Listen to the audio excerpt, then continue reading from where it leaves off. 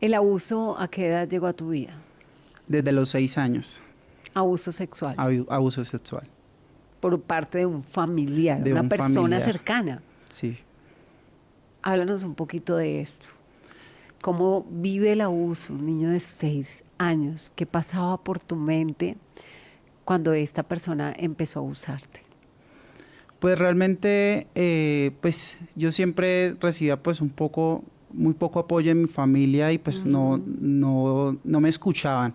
Realmente pues al ser una familia muy machista, al ser una familia como que de pronto no estuvo ahí pendiente y pues a mí empezó pues todos los 6 años y Ujú. fue un poco complejo, fue muy duro y simplemente por miedo a un papá machista yo no fui capaz de contárselo nunca y creo que hasta después de tantos años él vino a saberlo, incluso hace muy poco, ¿Cuántos años fuiste víctima de abuso?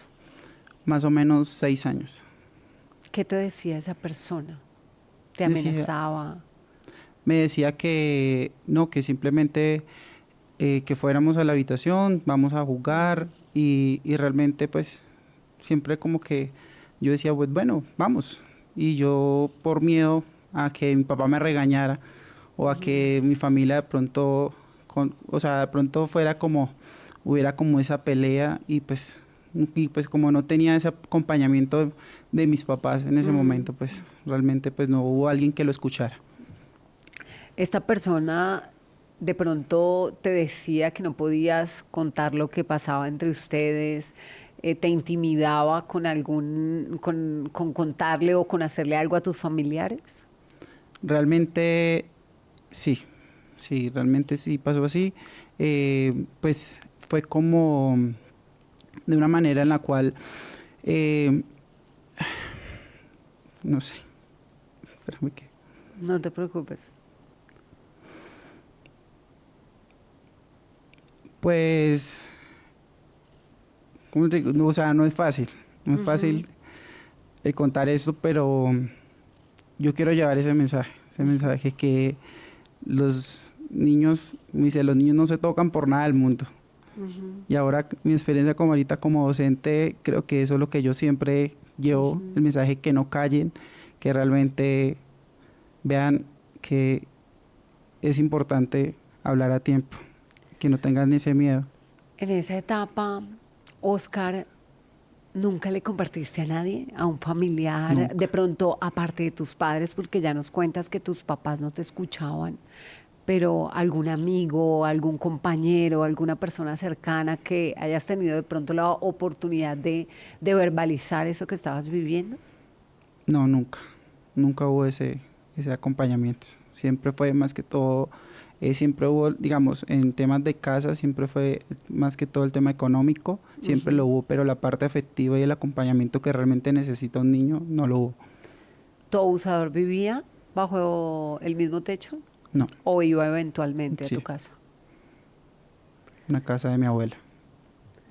Es la historia de Oscar Cuartas, quien hoy nos acompaña en Entre Valientes, esta historia que él mismo ha decidido compartir, contar, precisamente para inspirar a muchos niños, jóvenes que tal vez estén viviendo este tipo de abuso a que no callen, a que busquen ayuda, a que puedan salir de esa situación que están viviendo y que están afrontando. Pero también, Oscar, yo creo que es un mensaje claro a los padres del diálogo, del acompañamiento, de la cercanía que debemos tener con nuestros hijos, porque hay entornos que creemos que son seguros para nuestros hijos y terminan siendo lo contrario.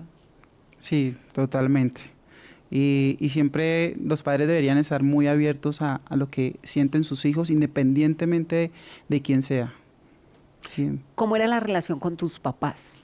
La relación con mis papás siempre, pues, de cierta manera, mis papás, pues, no estuvieron presentes conmigo, pues, en ese proceso, más que todo en la parte afectiva.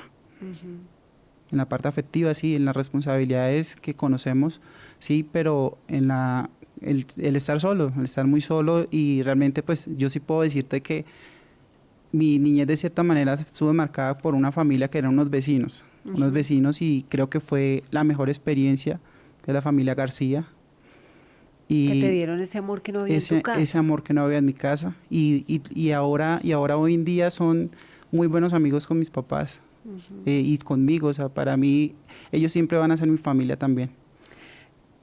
En medio de esas situaciones que vivías y esa falta de afecto por parte de tus padres, de tu núcleo familiar principal, ¿cómo fue tu adolescencia? ¿Cómo es la adolescencia de un niño, de un joven que ha sido abusado sexualmente durante su infancia y se empieza a enfrentar a todos estos cambios, a todas estas transformaciones?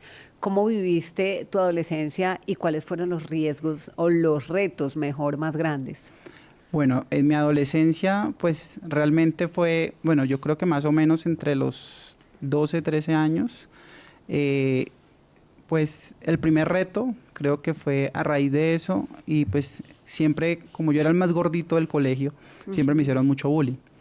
Y, y lo que pasó fue que yo en algún momento, cuando yo estaba en un colegio público, iba a tomar la decisión de acabar con mi vida.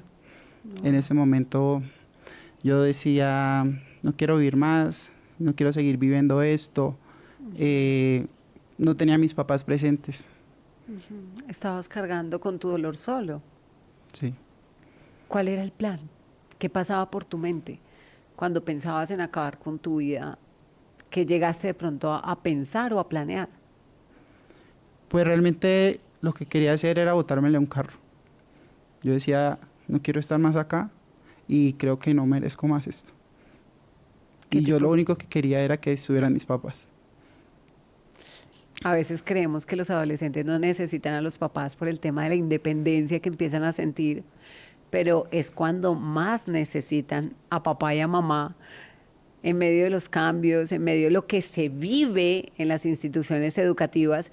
Precisamente hace poco en uno de nuestros capítulos, una de nuestras invitadas definía el bullying y hablaba de la crueldad del bullying y de las palabras o de las frases que utilizaban o que utilizan los jóvenes, porque creo que esto es algo de siempre, que han utilizado los jóvenes para, digamos que, debilitar a una persona y cumplir con su objetivo de debilitarlo.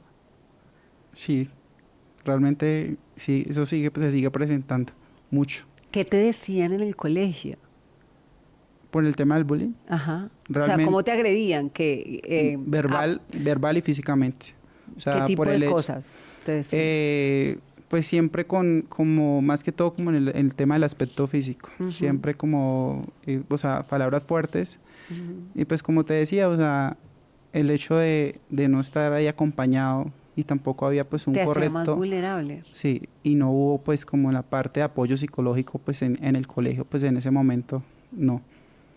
La relación con tus padres, digamos que siempre fue distante. Sí.